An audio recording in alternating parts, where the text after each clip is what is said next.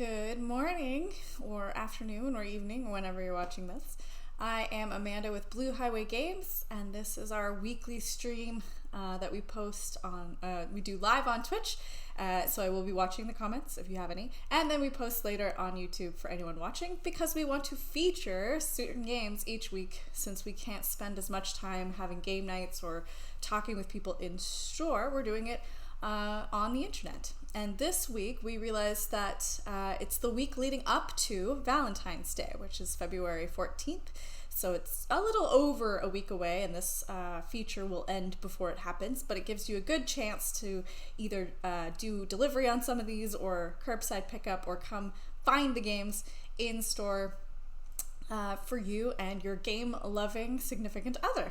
So they're all two-player games. We tried to pick a few different types of games, though I will admit it's not as full broad spectrum gaming that I perhaps could have found. They're more unusual games that maybe you haven't had a chance to play, or they slipped past your radar in the last few years. There's one or two that are newer, and one that's more well known, but maybe not as much in the last few years.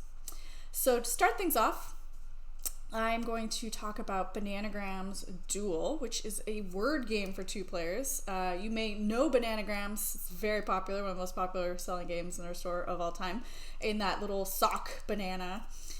This one comes in a little plastic banana-shaped container, and instead of having a bunch of tiles, it has these cubes, die, that have different letters on them, and there's, I think, 26 of them in there.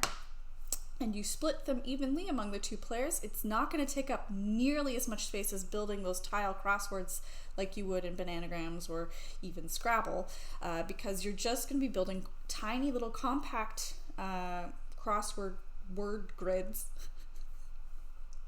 because it's fun, with these little cubes. You're not going to roll them like die, but you are going to twist and turn and try to find the letters that you need, racing your opponent to put all of your letters into a grid. And you can just play that very simply. You're racing, I think it says like 10 rounds, but each round's like a minute, so it's a 10-minute long game. Or if that's not enough for you word lovers out there, you can give yourself specific themes that you need to have at least one word in your little grid be from the theme. And then you are trying to, of course, still beat your opponent to creating a crossword grid, but you must include a word that has to do with the theme of the round. And there's a whole little stack of these tiny little banana cards. So it is a smaller, more compact version. It takes much less time to play, and it is only really playable with two players because you just don't have as many letters, but they are six-sided, so there's quite a few in there. It was interesting to try because you get it doesn't say like specifically divide up the die, or so that you get the same distribution of letters. I felt like I had a lot of E's, which is a good letter to have, but just no other vowels. But that was just because of how the die were distributed, and we switched it up between rounds, so it kind of kept it variable and fresh. And that is Bananagrams Duel, and it is normally $11.99, but it will be 20% off through February 11th. And again, if you have any questions, I will try to keep an eye on the chat. I'm going to be moving on to, oh dear, I nested the boxes. Let me see if I can do this without knocking them over. Tesla versus Edison, the Duel. Because there is actually a bigger board game called Tesla versus Edison that is not just for two players, so don't be confused. There is a two-player specific small box version that is just for two players. And it has a lot of the theme from that era of kind of the epic battle over the right to create DC or AC electricity. You not just necessarily playing as Tesla or versus Edison. There's kind of a little team of scientists that you can choose from. One will be AC and one will be DC. But you could perhaps, instead of Tesla, you could be Madam C.J. Walker or Samuel Insull, because I know who all these people are historically. I do not. But you choose one of these characters, and then there's going to be 3 regions that you are going to try to vie for influence in. New York, the New England, and then far out west, which I think means like St. Louis. Maybe it's farther, I don't know. Yeah, maybe San Francisco. I don't know. I forget. But there's these cities that you're going to try to electrify. But you have to have the right tokens to get the stocks in order to have the right to electrify the city. You want to try to electrify multiple cities in the same region. You also want to try to get stocks that correspond to each other. So if you have one of Edison stock, you'll only get 1 point. But if you can manage to get 5 Edison stocks, you get 9, strength of 9 towards one of those regions that you are battling for influence in. So you're trying to spread your agenda. You're using a whole hand of various assistants that will allow you to do the specific actions. It's not overly complicated. So it has a lot of the theme and flavor of science and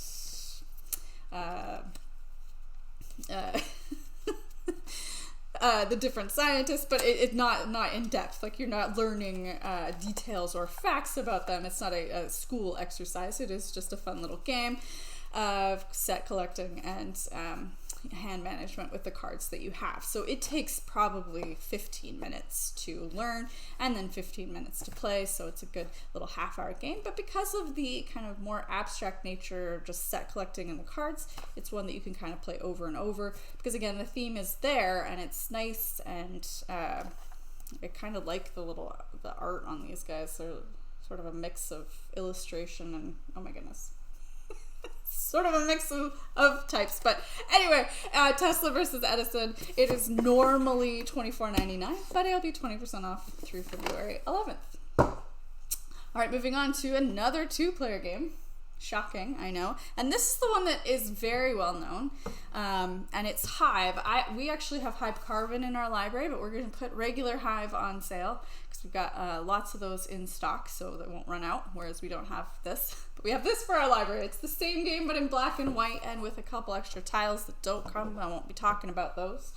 It is, if you do not know Hive already, it is one that you have missed. I need to go back and try, but they have these great chunky little tiles. You're gonna have 13 in black or 13 in white. You choose your color, and there's a variety of bugs in your set of tiles. You have 1 queen bee on each side, and you are trying to keep your color queen bee from being surrounded by other bugs. There is no board, it's just the box of these tiles. You start the game by choosing one to place out on the table. Your opponent chooses another, and that's the only time they're going to connect here during initial placement. After that, you have to place your bugs so that they are on... I can never do this mirrored backwards thing on the camera. So they go connected to your color bug, but once there are some tiles down on the table in this new little hive, you can start activating the bugs based on their abilities to move. And they move kind of like you would imagine bugs would move, which is part of the appeal, sort of like chess, in that a bishop has a certain way of moving and a rook has a certain way of moving. Well, a grasshopper has a certain way of moving and a beetle has a certain way of moving. My personal favorite is the spider, because it kind of creeps along on the outside of tiles. It has to move exactly 3 spaces around the hive that you've created in your table. The little, I don't think it's specifically a dung beetle, but I call it the dung beetle because that's funny.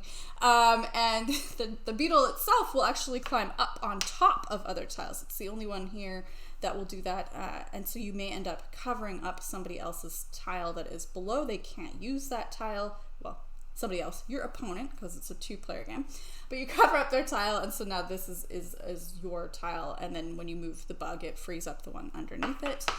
You can't split the hive into several sections, so a lot of the game is trying to position your pieces so that your opponent may have a great move, but if they move that piece, it splits the hive into 2, and they're not able to do so. So you want to protect your queen, but you want to surround the opponent's queen with pieces.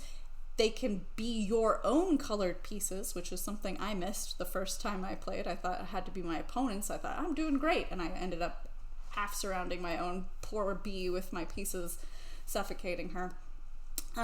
So don't do that. But it is a pretty classic game. It used to be one of our top selling games every month. It's sort of fallen out of a little bit of favorability, maybe because everybody already owns it, but I thought it deserved another look in case it's kind of gotten buried under a whole slew of other games that have come out. There are expansions that come out for the regular game. In the regular game, these bugs, the tiles are white, but the bugs themselves have colors. In this Carbon edition, the bugs are just the opposite color of the black and white. It also comes with the first expansion built in, the Mosquito and the Ladybug, which adds some different movements on top of the ones that come in the base game. So that is Hive. Regular Hive is $34.95. It'll be 20% off till February 11th. If you are interested in Carbon, I think we might have one copy. It's normally and will be $39.99 just because it already has that expansion. All right, so now some of my bigger boxed 2-player games. The first one is the only 2-player game that I hadn't already featured that I could think specifically dealt with romance, because this is these 2-player games are good at any time, but this is specifically because Valentine's Day is coming up, and that is Princess Jing. And this game is a game of hide and seek, of bluffing, of memory, of deception, because the whole board is filled with these little screens. Oh, that's an example of a... Take it out. This screen is double-sided. They'll be filling up the whole grid of the board. I think it's 5 rows of 5, so 25 of these. And at the start of the game, you're going to place your pieces on the first row in those slots as that piece was. Shuffle them up so your opponent doesn't know where you've placed things. And then the object is to get the princess. Where's my princess? So get the princess from one side of the board to the other without being obvious with your moves. Now your moves aren't going to be taking that little piece out and adding it. You're actually going to be moving the screens and switching them with each other. You can move orthogonally or diagonally, and you're going to just switch things around, and you're going to try to move yourself forward across the board without being obvious, because obviously if you just continually move your princess forward, at any point your opponent on their turn can say, I think that's your princess, and if they're right, the princess has to go back to the beginning in the base game. And but you have some tools at your disposal. One is you're also given a little decoy that you can try to move forward, but you say, well, they can't see them because they're facing opposite, so how will that be deceptive even though they look similar? You, as well as your opponent, also have some mirror pieces that you are going to be moving around the board. So if your opponent is able to catch a glimpse, well, I don't think I am in any way going to be able to show you this, but presumably when you are looking at the board, you can see your own mirrors, and then they might be positioned in front of the, there's no way, in front of the other tiles so that you can see the person reflected, but you might not be able to get a good look. So the two tiles that look very similar will create some deception when you are only able to see slight reflections in the mirrors that you're spreading around and switching throughout the board. Now that's the base game. You are both trying to move a princess across the board simultaneously. You're both trying to position your mirrors so you can see each other. But then there's also an advanced version, which gives you a very specific set of things you need to figure out. There are 3 guards that are possibly causing you to want to run away and leave this palace for. But in the advanced version, you don't know which guard it is until you see their animals as they are distributed on the board. Your opponent will choose 2. Whatever combination of 2 are on the board, you must first find with your mirrors and then take your princess to exit at the exact location of their beloved in order to win the game. So it adds a whole other layer of complexity. I've only played that more advanced version a couple times. I usually just do the base version because there is a lot of things to try to remember. You're trying to bluff your opponent. You're trying to go, well, I moved that piece last time. It might be too obvious if I move it again. even though it's an empty piece. You don't want to make them think that you think that they know what you know. Anyway, so you're also trying to remember what you've seen. So if you've seen a decoy, maybe you see another one, you go, okay, one of those two is the princess, and you can call it out. In the more advanced version, when you call it out, you can even play a version where they now freeze, and your opponent cannot make moves for 5 turns. You must figure out what your 2 animals are and which guard, and escape within 5 moves, and if you do, you win, and if you don't, your opponent wins automatically without having to do anything else for the remainder of the game. So that is a big box. It obviously has 25 of those little screens in it, so it's quite large, and it runs normally at $49.95, and it'll be 20% off, so I think it's closer to $39.95 until February 11th. And so you can have a romantic game of trying to sneak away with your beloved palace guard for Valentine's Day. All right, the last one is I did set up here on the camera because this is my personal favorite 2-player game that I am featuring here today, and it is one of the newer ones. It came out probably a year and a half ago. It's from Uwe Rosenberg, who normally does a lot of big, complex strategy games about farming. But this is in fact called Robin of Loxley. Contest of Thieves, and it is for 2 players, set in Nottingham Forest, and it is a semi-abstract set collection game, but it is a race. It is a race to the finish. So you have a horse, your Robin character, and then you have a band of merry men. Let's call it Merry Man. I don't think that's what it's called. Let's see if on the camera you can't really see it, but way over here in the corner, there are tiles going around the board, and the object of the game is to advance around the tiles 2 times until you get to the end tile, and whoever gets there first wins. But in order to advance your little merry guy here forward, you have to meet a certain condition on the tile that you are facing. So let's take a look here. So this is a coach robbery, and it shows a blue tile with the symbol in case some color blindness. The shape will match the jewel that is on a blue tile. And if you have a blue tile in your possession, you'll be able to move forward onto that tile. And so they each have different ways to move forward, some more complex than that one. But the way that you get the tiles is kind of the fun bit. So you and your horse, your Robin, are going to move like a knight would move in a chess game.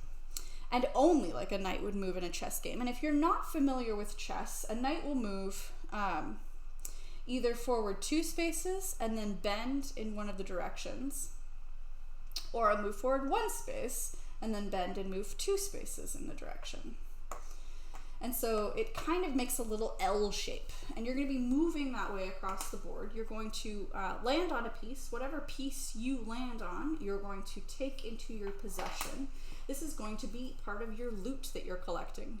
So I now have a red crown. There is a space that I left that is empty. I would take from the draw pile. I would add a new tile, and then my turn is over unless I am able to move forward onto some of these tiles, in which case I can move as far as I am able on my turn. But a lot of them are quite specific or maybe difficult to do. Let's see which is a more difficult one. So this one says you have a loot pile with 4. That means I would have to have 4 of the exact same kind of loot. So I'd have to have 4 reds. Well, there's currently not even 4 reds out on the board. I have to hope they're going to come out on the pile, and that I'll still be able to move there with my very specific knight-like L movement. But once I've started collecting red, any other reds I collect will automatically be a part of this loot pile. I can't divide them up even if I want to, because something is asking for me to have, say, exactly 2 loot piles. Well, if I have only red, even if I have 4 red, that's still just 1 loot pile. I cannot split them up. So then the other way that you can move forward on this, and part of what you're trying to do, is when you decide after you have 3 or more of one specific type of loot, you can sell. But you have to sell the whole pile 2 of them have to go back to the discard. The rest of what you keep after 2, so 3, 4, 5, get to be flipped over and become coins that you keep in your play area. And now when you meet a challenge that you cannot pass, you are able to pay a coin to skip over that challenge with your little merry follower. So a combination of collecting these to get large sets to efficiently turn them over into coins so that you can move past these little challenges, while at the same time kind of looking forward to what the challenges are and maybe planning to be able to skip past several at one time, you are racing your opponent around the board 2 times. The game doesn't matter how many coins you have at the end of the game. You want to be spending those. You just want to collect large sets to efficiently exchange them.